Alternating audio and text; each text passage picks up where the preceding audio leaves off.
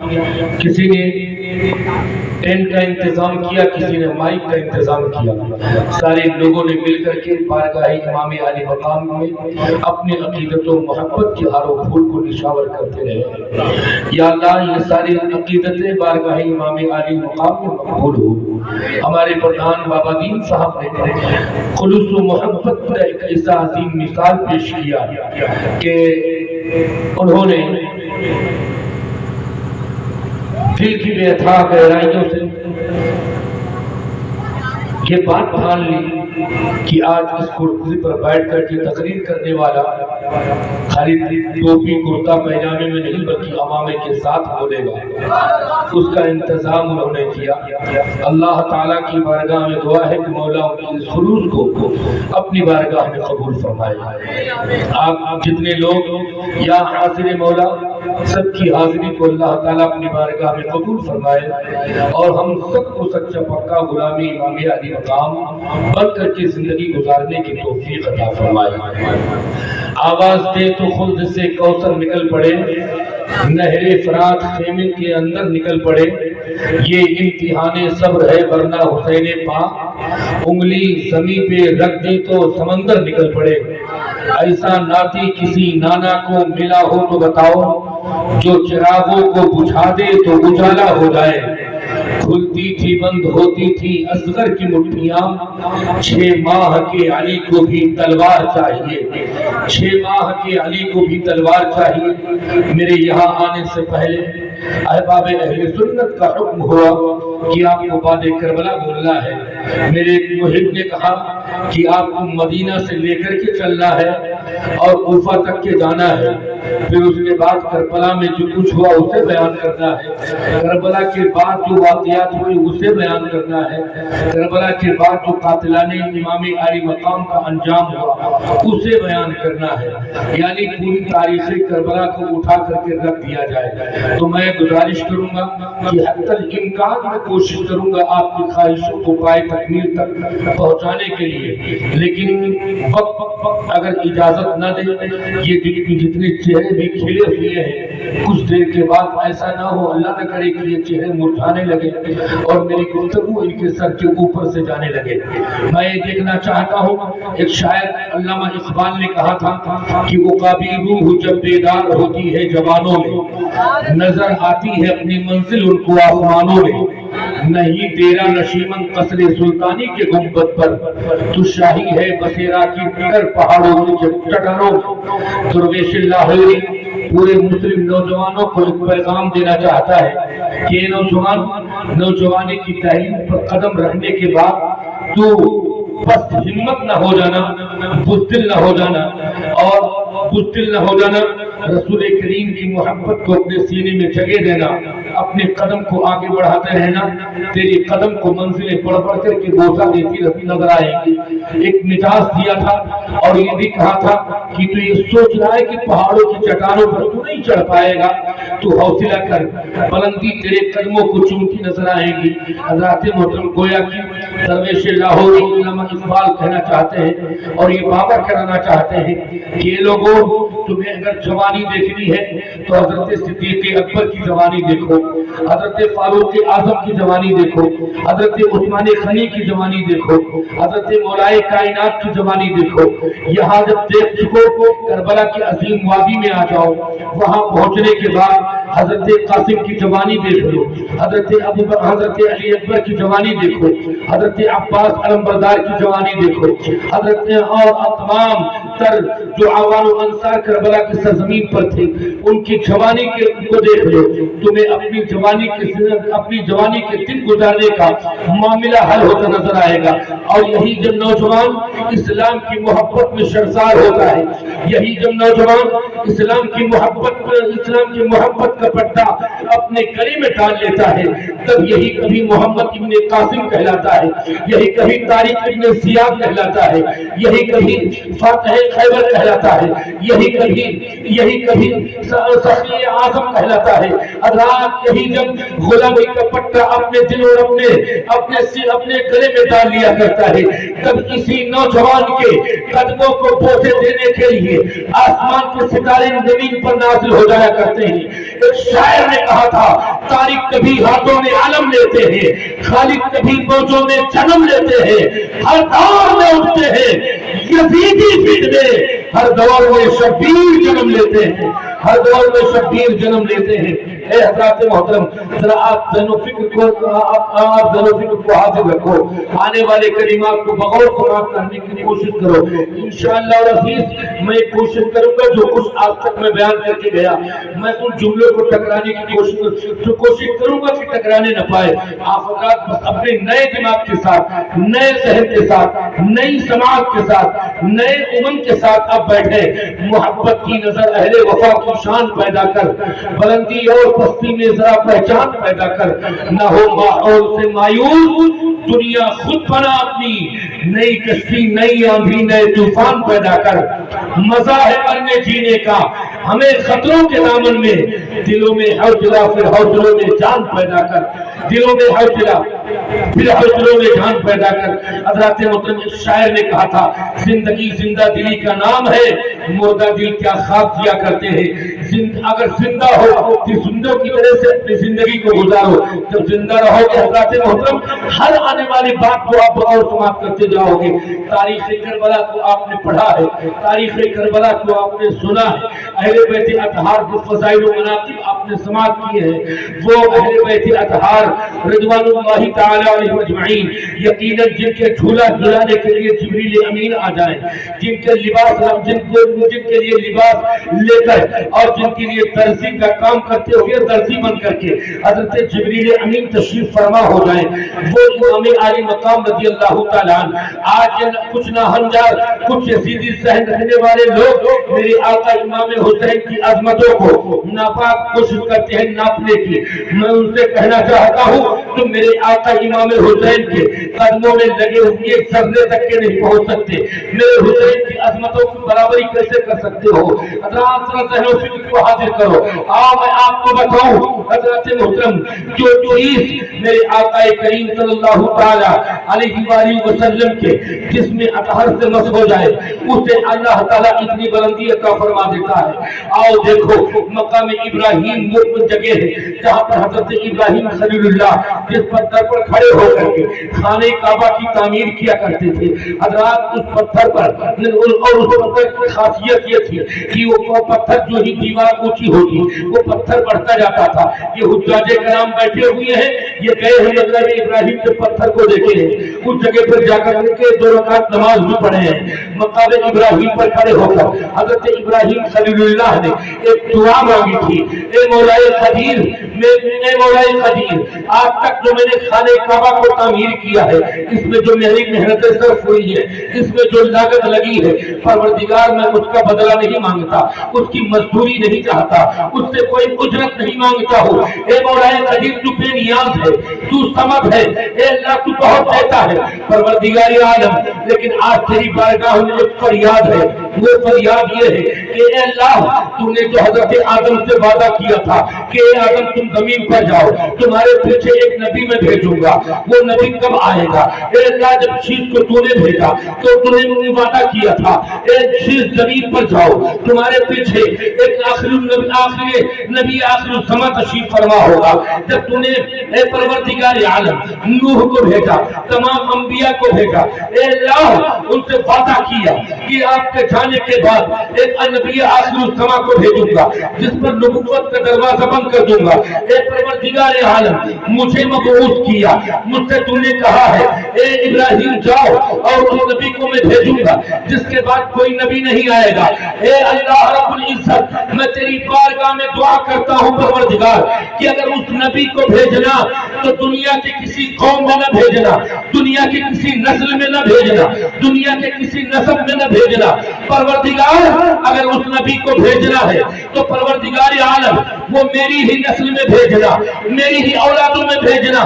یہ دعا کرنی تھی حضرت ابراہیم خلیل اللہ کی۔ اس دعا کی برکت سے وہ پتھر موم ہو گیا اور پتھر اپنے سینے پر ابراہیم کے نقش قدم کو جما لیا، اور آج وہ پتھر اتنا اتنا متبرک ہو گیا، اتنا متبرک ہو گیا کہ حاجی طواف خانہ کعبہ کرے، اگر 2 رکعت نماز واجب الطواف من مقام ابراہیم کے بعد جا کر کے نہ ادا کرے، اس کا حج مقبول نہیں۔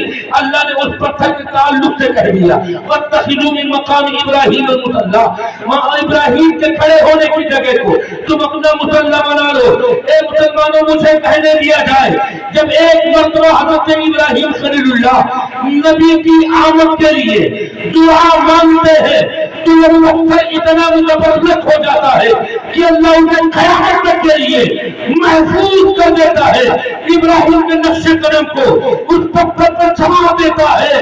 اگر تو حسین جو نبی کے کندھوں پر 1-2 سال نہیں بلکہ 9 سال کھیلا ہو، اس کی عظمتوں کا اندازہ کون لگا سکتا ہے؟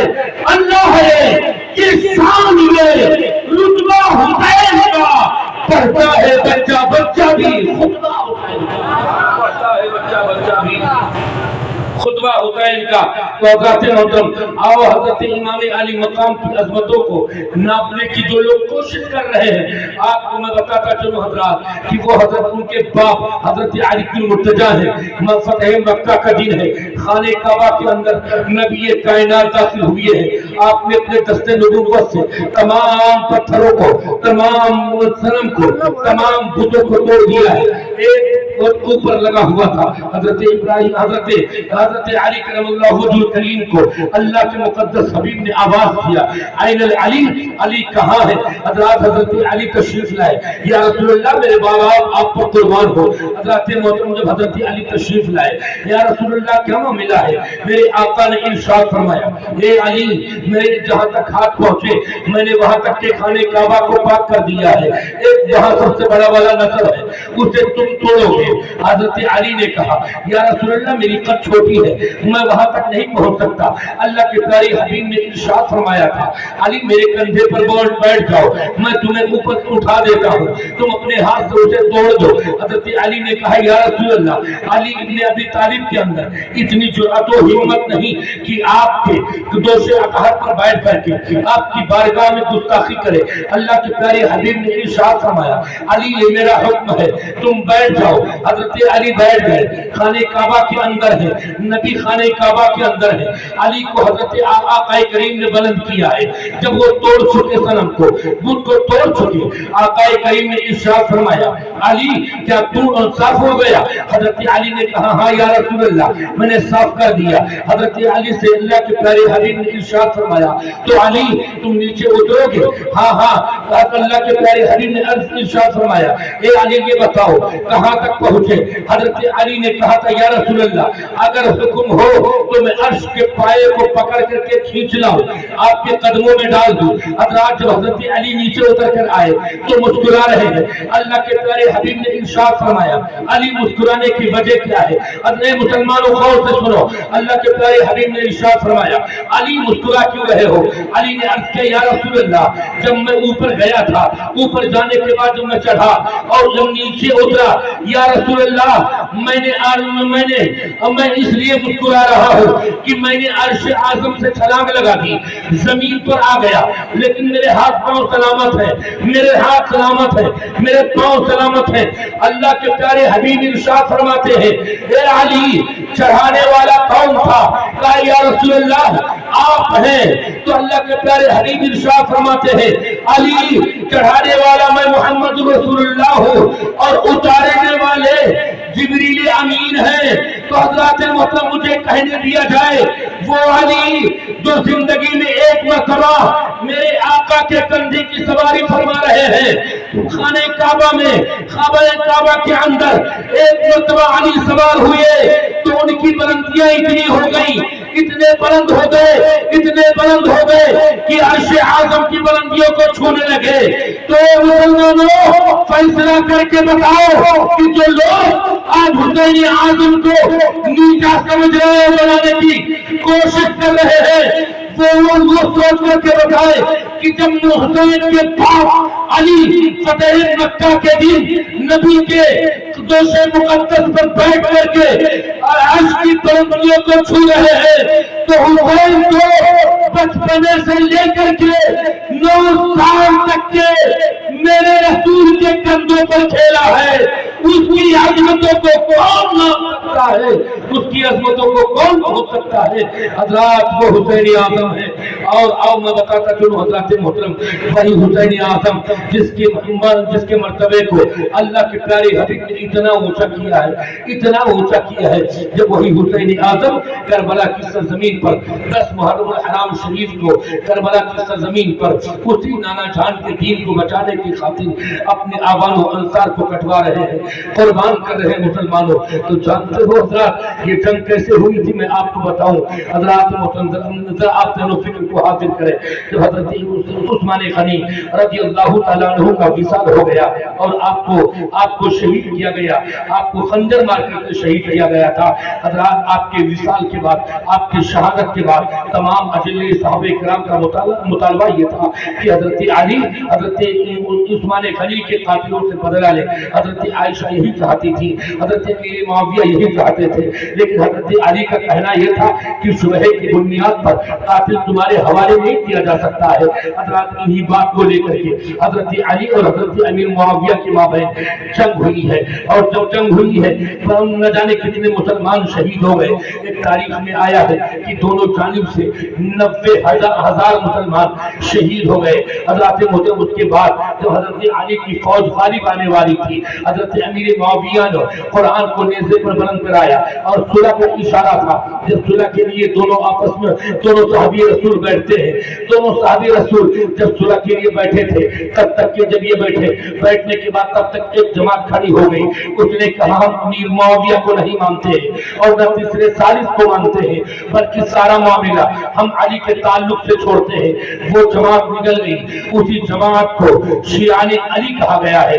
एक जमात फिर उठी, उसने कहा न हम अली को मानते हैं, न अमीर मुआविया को मानते हैं और न तीसरे सालिस को मानते हैं।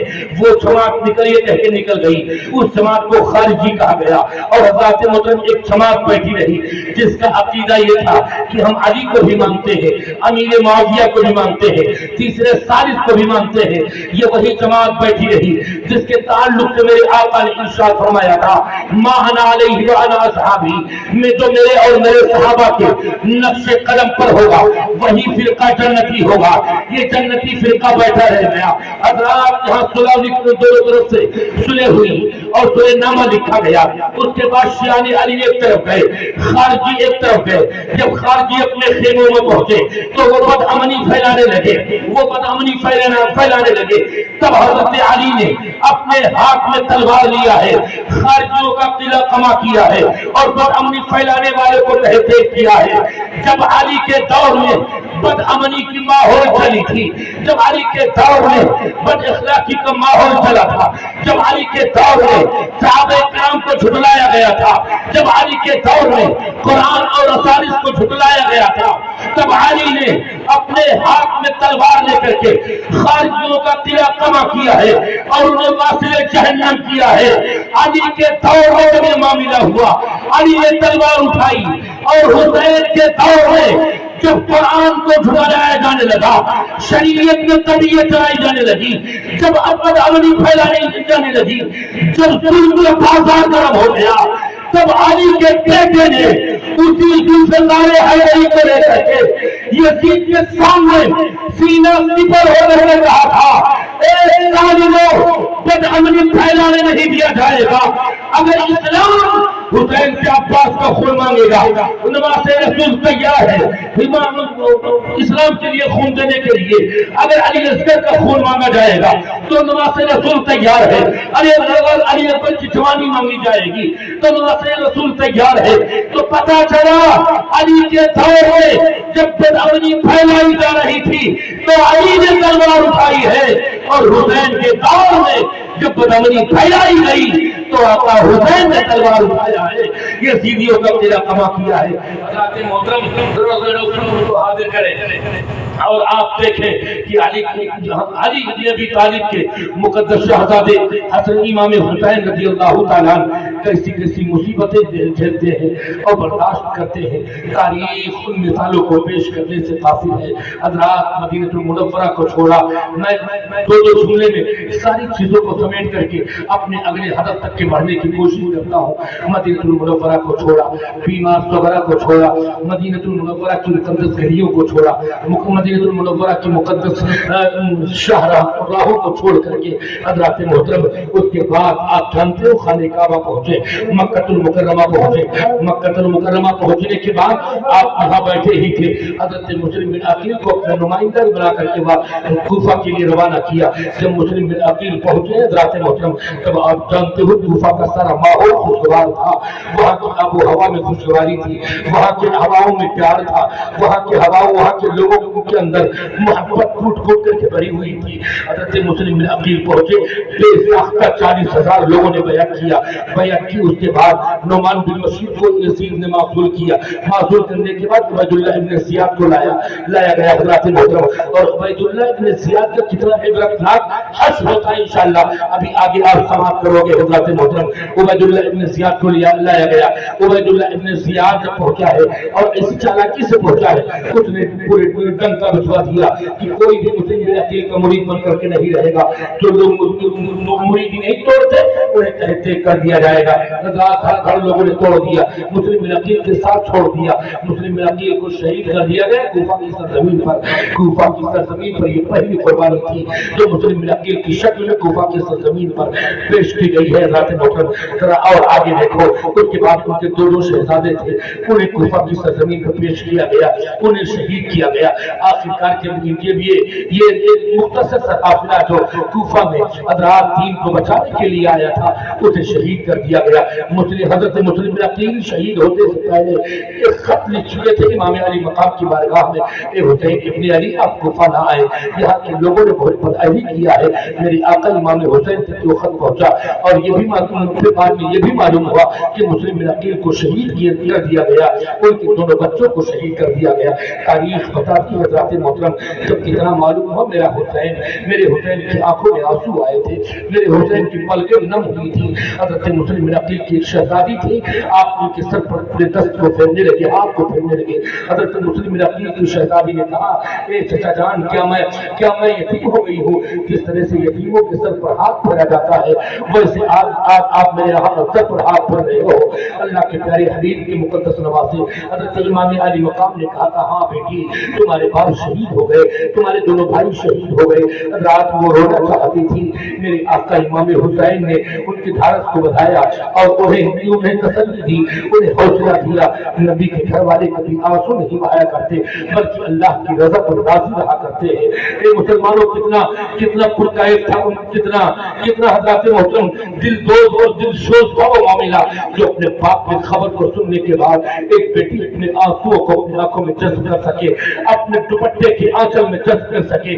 उसे मालूम था कि बाप का प्यार क्या होता है, उसे मालूम था भाइयों की उनका दुलार कैसा होता है, उसे मालूम था कि बाप के जाने के बाद दुनिया में तारीकी छा जाती है। उस बच्ची को ये मालूम था हज़रात मोहतरम कि बाप न हो तो जीने का सहारा खत्म हो जाया करता है। रात बाप चला गया, अब वो बच्ची कहती है एक चचा हुसैन अब क्या किया जाएगा? मेरे आका इमाम हुसैन कहते हैं वही होगा जो मंजूरी खुदा होगा।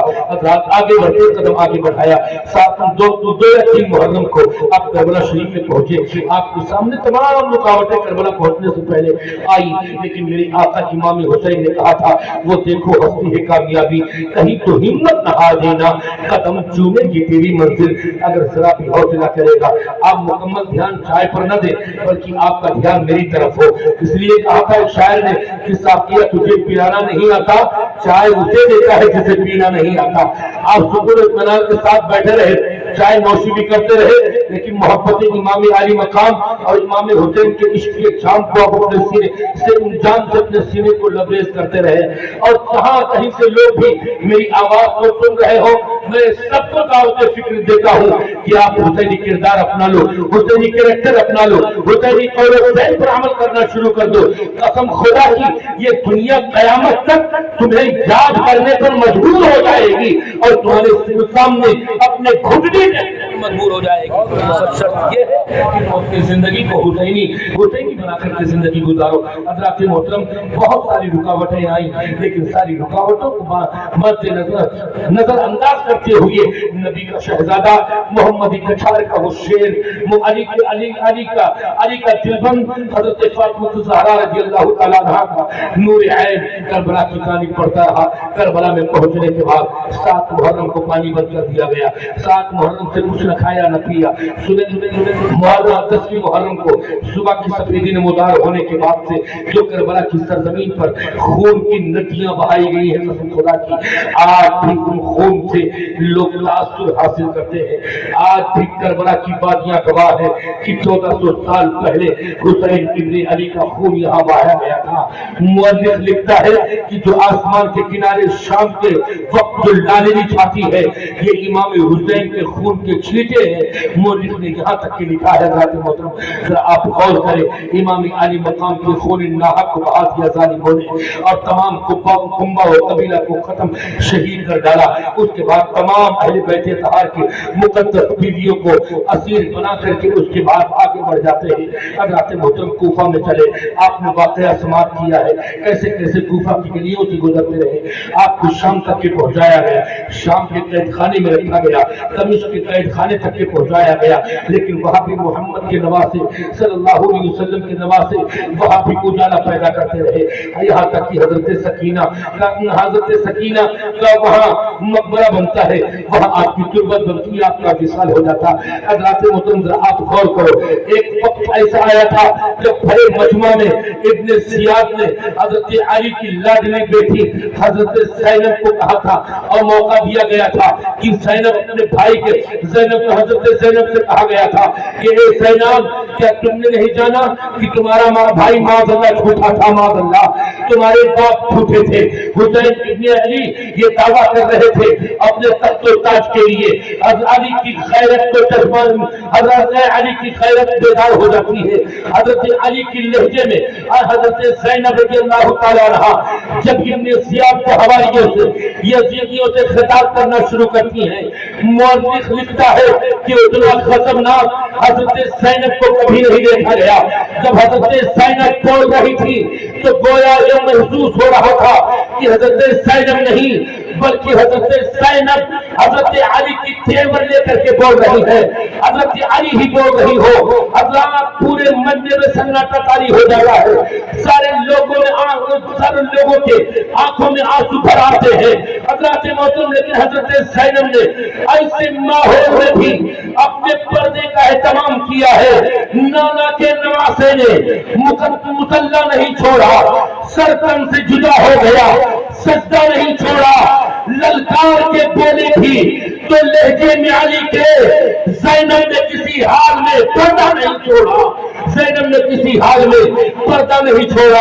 صحرائے عالم سے بھی محمد کا نواسا ایک پل کے لیے دین کو تنہا نہیں چھوڑا، ایک پل کے لیے دین کو تنہا نہیں چھوڑا۔ حضرات محترم حضرت زینب کی للکار سن کر کے ابن زیاد کے پاؤں کی طریقے سے پھسل جاتی ہے۔ حضرات وہ آج اسیران اہل بیت اطہار ہے، نبی کی وہ مقدس لاڈلے بیٹے اور بیٹیاں ہیں حضرات جن کے برائے لینے کے لیے چاند اور سورج آسمان سے اتر کر کے ان کے در کے غلام بن جایا کرتے تھے۔ حضرات ملائکہ جن کے جھولے کو جھلانا فخر سمجھا کرتے تھے۔ حضرات محترم جن کے پیدائش کے صدقے میں اللہ تعالیٰ نے ایک بے بالوں پر فرشتے کو اللہ تعالیٰ نے صحت و تندرستی عطا فرمائی ہے۔ حضرات محترم وہ حضرت امام علی مقام کا مقدس گھرانہ کربلا کے میدان میں لوٹ لیا گیا، کوفہ کے بازار میں بے پردہ کر کے انہیں گھمایا گیا، ان کے ہاتھوں میں کو رسیوں سے جکڑ دیا گیا، ان کے پاؤں میں بیڑیاں ڈال دی گئی۔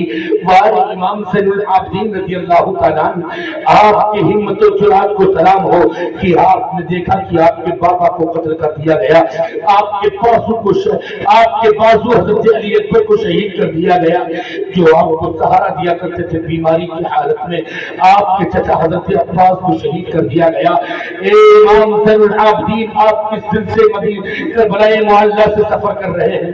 کون سا ہمت آپ کے اندر ہے جو آپ کوفہ کی گلیوں میں آپ تنہا چلتے تو بات اور تھی، بیماریوں کے ماحول میں بھی ہو کر کے آپ کے پاؤں میں زنجیر ہے، زنجیر کا بوجھ آپ اٹھا کر کے میرے پتھروں پر آپ پیدل کیسے سفر کر رہے ہیں؟ حضرات محترم ذرا تاریخ کو دیکھیں آپ، اور تاریخ کے اوراق کو پڑھ کے یقیناً حضرات تاریخ کو پڑھنے کے بعد میں اہل دل کا سینہ بھر آتا ہے اور اہل دل کے جذبات پھوٹ پڑتے ہیں ذات محترم، جو آنکھوں کے آنسوؤں سے نمایاں ہو جاتے ہیں، وہ حضرت امام زین العابدین رضی اللہ تعالیٰ عنہ۔ حضرات محترم ذرا آپ ضرور فکر کو حاصل کریں، جب مدینہ المنورہ آپ واپس آئے تھے، آپ نے گوشہ نشینی اختیار کی تھی، ایک مرتبہ وہی ابن زیاد بن نیاز حضرت امام زین العابدین کے اس کو جھوپڑے کے طرف سے گزرا تھا، اسے پیاس لگی ہوئی تھی، حضرت امام زین العابدین سے اس نے پانی مانگا تھا، جب پانی دیا حضرت امام زین العابدین نے پانی دیا، وہ پی کر کے جب بیٹھتا ہے تو کہا اے بیٹے اے زین العابدین کیا آپ نے ہمیں پہچانا؟ تب حضرت زین العابدین کے صبر کا پیمانہ لبریز ہو جاتا ہے اور بڑا پھوٹ پڑتا ہے، کہتے ہیں کہ ایک بدنہاد مجھے کون نہیں پہچانتا، میں تجھے اسی وقت سے پہچانتا ہوں جب تیرے اشارے پر میرے دو بھائی محمد اور ابراہیم شہید کیے گئے تھے، میرے چچا حضرت مسلم کو شہید کیا گیا تھا، میں تجھے اسی روز سے پہچانتا ہوں، کیا میں اسے نہیں پہچانوں گا جس نے میرے سارے پاک کو ویران کر دیا ہو؟ کیا میں اسے نہیں پہچانوں گا جس نے میرے پاپا کے گلے کو کاٹا ہو، کٹوایا ہو، جس نے میرے بھائی کے بازو کو کاٹا ہو، جس نے میرے بھائی علی اکبر کے جوانی پر ترس نہ کھائی ہو؟ ارے آپ افسوس تو اس بات کا ہے کہ جس نے 6 ماہ کے علی اصغر پر ترس نہ کھایا ہو، بہت اسے بھی شہید کروا دیا ہو، اس بدنہاد کو کیسے پہچانوں گا؟ تب ابن زیاد کہتا اے زین العابدین، اگر آپ مجھے پہچانتے تھے تو آپ نے مجھے پانی کیوں دیا؟ تب اللہ کے پیارے حبیب کے مقدس نواسے کے شہزادے امام زین العابدین نے جو بات کہی تھی مسلمانوں، وہ سونے کے قلم سے لکھنے کے لائق ہے۔ اگر یہ بات آپ کے دل کو بھر کر جائے تو یہ بات اپنے دل کی تختی پر نوٹ کر کے جانا۔ حضرت زین العابدین سے ابن زیاد نے کہا تھا اے زین العابدین، آپ نے مجھے پانی کیوں پلایا؟ میں نے آپ کے خاندان کو پیاسا رکھا ہے، آپ نے مجھے پانی کیوں پلایا؟ تب امام زین العابدین کہتے ہیں کہ رکھتے ہیں جو خیروں کے لیے پیار کا جذبہ، وہ لوگ ابھی ٹوٹ کے بکھرا نہیں کرتے۔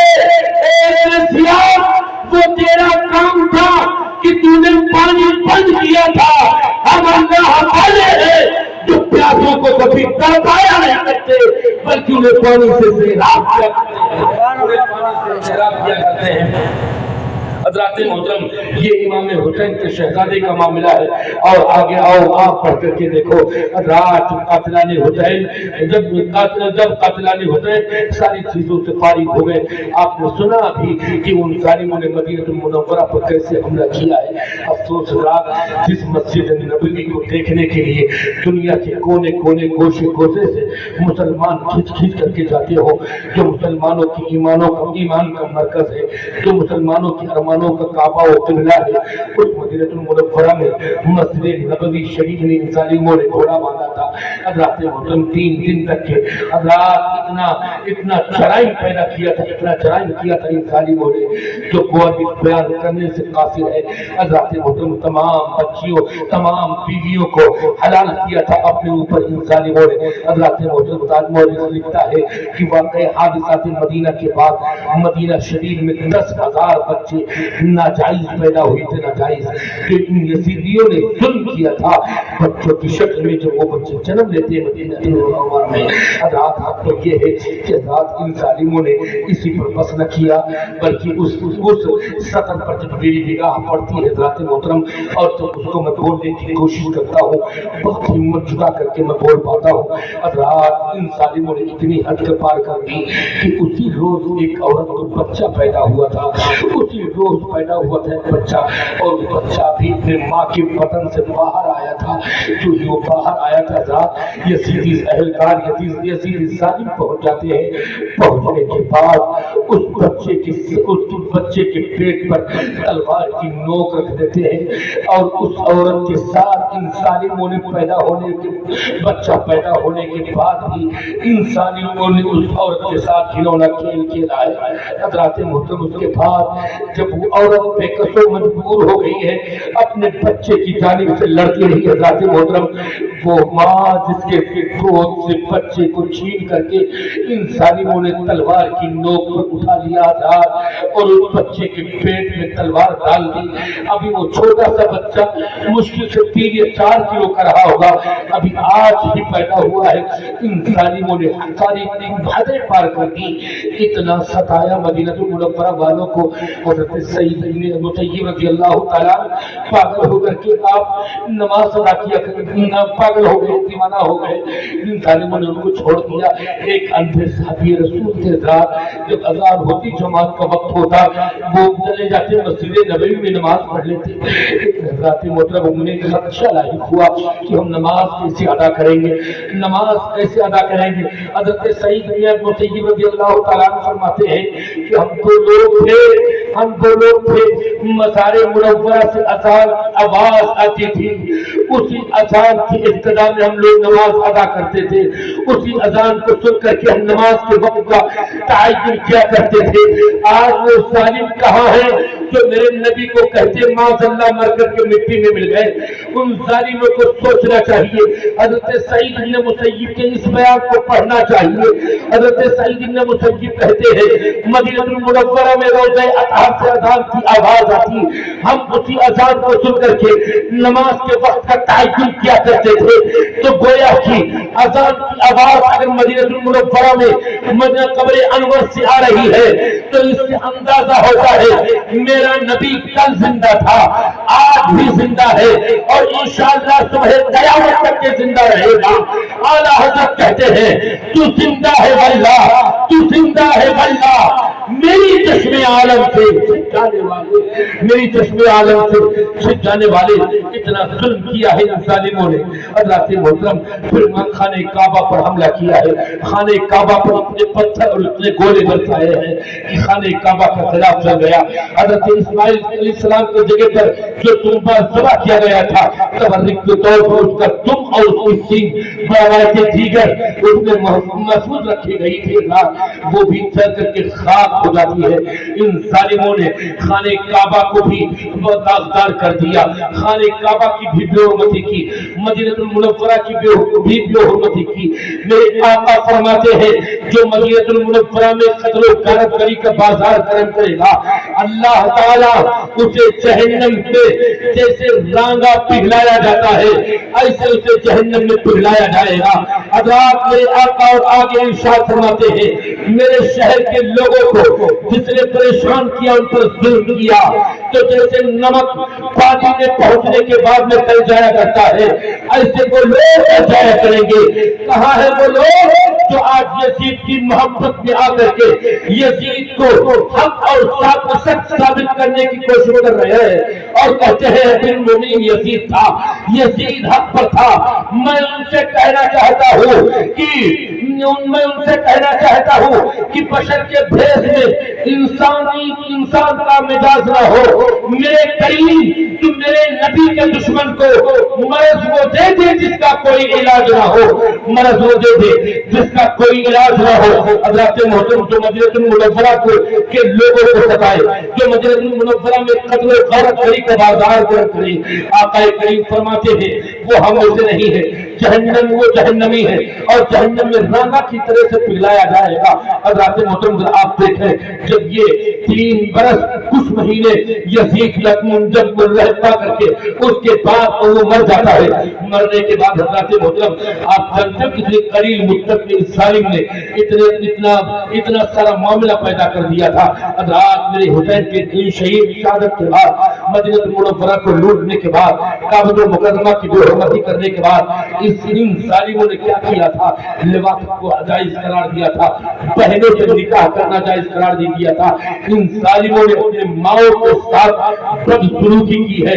ایسے یہ ظالم یزیدی ہے اور یزیدی ذہن و فکر رکھنے والے یہ وہابی دیوبندی دیا بنا اور یہ ظالم آج یہ کہتے ہیں کہ یزیدی زندہ تھا، یزیدی حق پر تھا۔ اسی لیے تو اشرف علی تھانوی کو اپنے نانی کا پروگرام مہکتا تھا، اپنے نانی کا بستر مہکتا تھا جس پر وہ لیٹے لیٹے پیشاب کر دیا کرتی تھی حضرات محترم، اس لیے وہ یزیدی تھا، اس لیے اسے مہکتا تھا۔ حضرات میں اس بحث میں نہیں پڑھنا چاہتا، اپنی گفتگو کو آگے بڑھا دینا چاہتا ہوں۔ جب یزید مرا اس کا سارا مقصد مر گیا، یزید مرا اس کا سارا مشن ختم ہو گیا، یزید مرا اس کے سارے معاملات ختم ہو گئے، یزید مرا اس کے ساری نظریات مر گئی، یزید مرا اس کے سارے فکر مر گئے، یزید مر گیا اس کی ساری سوچ مر گئی۔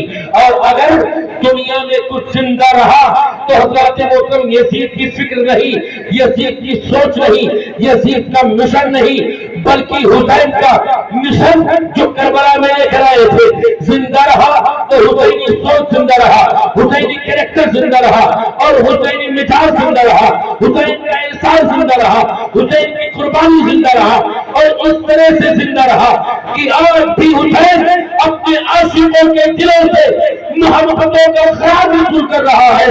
میرا حسین بظاہر شہید کربلا میں سرزمین پر ہوا، لیکن میرا ایمان کہتا ہے تو حسین صرف کربلا میں نہیں بلکہ کربلا کے عاشقوں کے دلوں میں رہتا ہے، عاشقوں کے دلوں میں رہتا ہے۔ تبھی تو عاشق یہ کہتے ہیں کہ حسین خود ہی چلے آتے ہیں، خدا کی قسم جہاں حسین کا جلسہ سجایا جاتا ہے، جہاں حسین کا جلسہ سجایا جاتا ہے۔ نعرہ تکبیر، نعرہ رسالت، حکم نہ لگاؤ تو ہمیں لگائیے، کبھی کبھی بول دیا تو میری باتیں آپ کے سر سے باؤنس تو نہیں کر رہی، آگے کہ پتہ چلے کہ ہم پیٹرول خرچ کر دے اور کچھ نہیں دے۔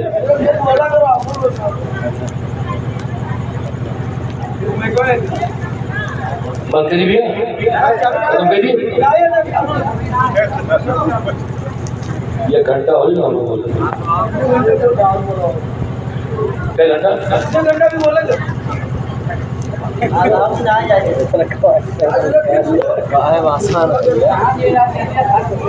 ہلونا کھوائے ہو گئی